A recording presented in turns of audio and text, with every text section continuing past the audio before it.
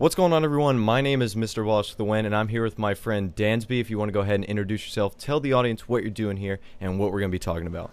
Hey everyone, my name is the Great Dansby, or you guys can call me Danny. I'm on this dual comm with Ross over here because we're going to be speaking about Call of Duty Black Ops 2 and what we think of the game so far in the first week of its existence. So I'm actually really impressed with Black Ops 2. You know, Modern Warfare 3 left this like super sour taste in my mouth. I don't know about you. It wasn't the greatest game. And then Black Ops 2 has just been this breath of fresh air. But we're going to talk about our first week's impression. A lot of people make first impression videos where they've had it a few days. I like to kind of sit back a week and then judge what my outlook on the game is. But if you can sum it up, what is your opinion on the game? I think this game is fantastic right now. It does have some issues like every game has at launch, and don't get me wrong, I have been complaining about some of them, and some of them have been bothering me, but as a whole, this game, I feel if they get the little things that are going wrong with the game right now, and they fix them, in my opinion, I think this has a good chance to be the best Call of Duty ever. I agree with you. I mean, there's so few things wrong with this game. I mean, the thing that was about Modern Warfare 3 that just really upset me is just the huge amount of BS in that game, like death streaks, and then all these different perks that were just unbelievably weird.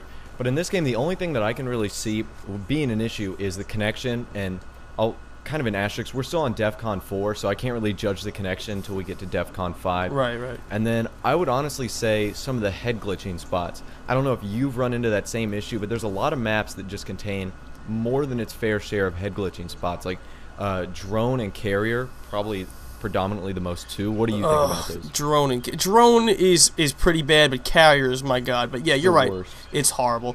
There are so many head glitching spots. You're right. But the good thing is on the majority of the map that even though they have a lot of head glitching spots, what I've realized is also more flanking routes in this game than I've ever seen in any Call of Duty before. Yeah, I agree. There are tons of them, and as you learn how to weave in and out of these different maps, it actually becomes a lot easier. I'm getting into all these easy gunfights all of a sudden because there's so many ways to flank the enemy. So even though there are tons and tons of head glitches, there's also the counter to that being flanking. And you were talking about that there's not too many problems in this game, like the lag. That's the only issue that I've really seen so far. The only real issue. No death streaks, no bullshit like that. Everything really has a counter, and it's really probably the most balanced Call of Duty ever made. Yeah, I agree with you. I mean, a lot of people say the shock charges are overpowered, and it's like you toss them on the ground, and it's like another bouncing Betty. You got Tac Mask. You run Tac Mask, and you're not even affected by it. And you were mentioning a lot of flanking routes. Where the gameplay that's on, it's on Plaza, what's most famously known as the dubstep room. That little back alley is a perfect flanking route if you don't want to run down the middle. But what's probably the biggest change to this Call of Duty is the Pick 10 system, and I just want to know what your opinion is on this whole Pick 10 system. I absolutely love the Pick 10 system. Pick 10 system makes it so not everybody has these cookie cutter classes. Like, all my classes look totally different, and they're going to excel in certain situations. So I know when I go into certain maps, I can pick a class that has 3 attachments. I don't have to worry about, you know, having a secondary here. I can have 3 attachments on here and 4 perks, and it's just going to totally go to my playstyle for that map. That's what I love about this Pick 10 system. You can make so many fantastic classes that fit to your playstyle. Exactly. It's like, I think there's one class where I literally have 2 first perks, 2 like 3 slot perks, and then a primary gun with 3 attachments. That's all I have. And if you want to be a super soldier beast like that, you can, and it's just awesome that it gives you the availability, because I honestly thought that Call of Duty, like I said, was getting kind of stale. Like Black Ops, every class sleight of hand. Every class was either going to have some variant of like lightweight or hardline. You know, it was real, like you said, cookie cutter. But in this game, there are like, I think it's like tens of thousands of different combinations. And the fact that the score streaks are so much harder to get, it's like when I get a Lodestar or if I get a VTOL warship, you know, I thoroughly enjoy that because I had to work my ass off to get one of those. So, you know, it makes it much more rewarding when you do well in this game because it is such a harder game to do well in. Absolutely. When I get those big kill streaks, I'm like, oh, get it! And I'm just like, exactly. I'm like, exactly. Yes. Get the dogs. I start speaking in German accent. I'm just so happy. It's so great when you get those big kill streaks just because it's so rewarding. But what we have noticed is that Treyarch has already done a ton of hot fixes for this game. So if you could think of one thing that you would like to have, well, I can't really say one thing, but a few things fixed in an upcoming update, what would you like to look for? The main thing right now that I want to see fixed is the lag compensation, because it's really the only thing that's keeping me from absolutely loving this game. Don't get me wrong, I like this game a lot, and I will never go back to playing Modern Warfare 3 ever, even if the game stays in this state right now, I can tell you that. But I just feel if they fix that lag comp and it just starts feeling a lot better, this game is just gonna go, whew, it's gonna be fucking fantastic. And I don't know, that's just the main thing for me. I mean, I did put up a video today, actually today, a few days ago, what am I saying? And I put that up, and I did find a little remedy for the lag compensation, but they really need to put an actual fix for everybody, so not everyone has to do this.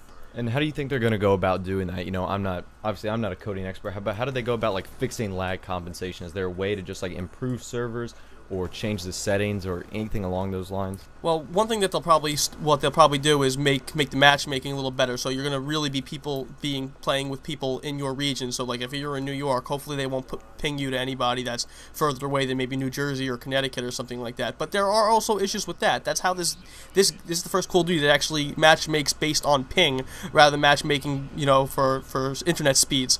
But there's problems with that as well, because even though like I'm in New York and I have a 45 download and a 45 upload, but I have friends that live not too far away from me, but they have a 5 download and a 2 upload, and that's garbage. So they need to implement something to where it puts everyone on a level playing field, not hinder somebody for having a better connection. And that's why I'm giving them a little bit of slack, because this is the very first system that they've used. They haven't had like any trial and error examples for them to go on and say like, hey, this didn't work in this Call of Duty, so we're going to do this.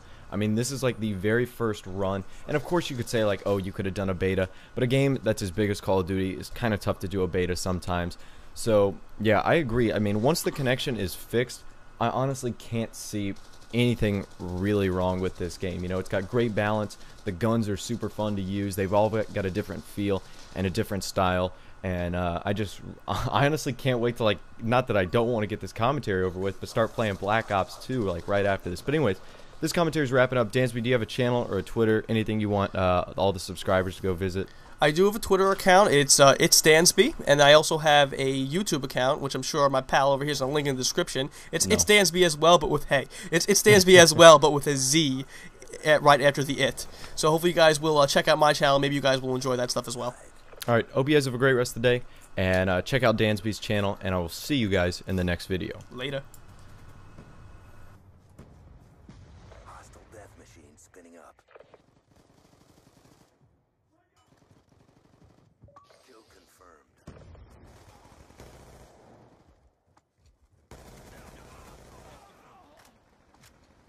Kill confirmed. Kill confirmed. Hostile UAV above. Kill confirmed. Lightning strike on standby. Objective almost complete. Don't quit now. Kill confirmed. What? Dragonfire ready for launch. Kill denied.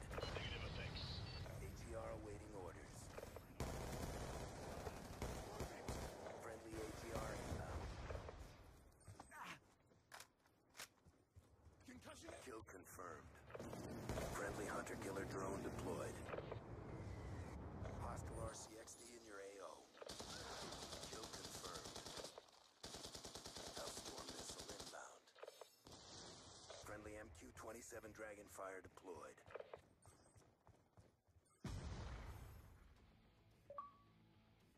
Operation complete. Nice job, grunts.